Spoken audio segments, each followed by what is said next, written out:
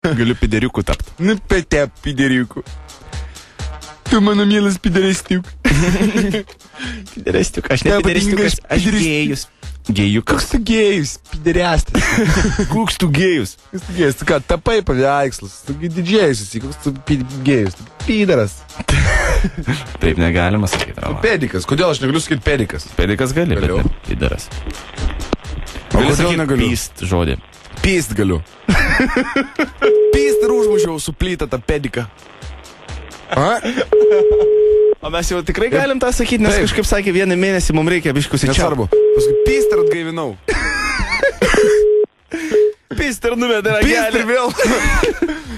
Pyst ir vėl užmušiau. Gerai, viskas varom. Girdi, kai toks gyvenimas pediko būtų. Pyst užmuša, pyst pažadina. Pyst užmuša. Na tau pyst ir užmušiau. Pistis tik tai, žinai, ir nuo kalno, kad ridenas ir pyst ant vieno kupsto, pyst ant antro, žinai. Visas kupstotas toks. Pyst atsikelia, voila, sako, žinai, kaip fokusnikas koks. Sėdi.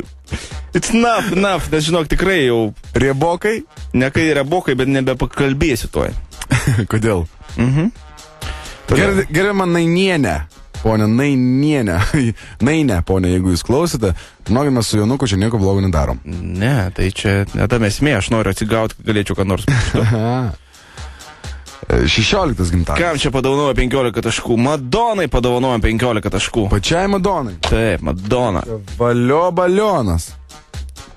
Tiesa su gimtadieniu, paneliai, tai kuri nepakėlė ragelio. Turiu čia, Jonai, Žaneta. Žaneta. Žaneta, jos vardas Žaneta. Pase jos vardas Susnervavau, tai jau nenormaliai jau, žinok. Pys telefoną tik padėjau.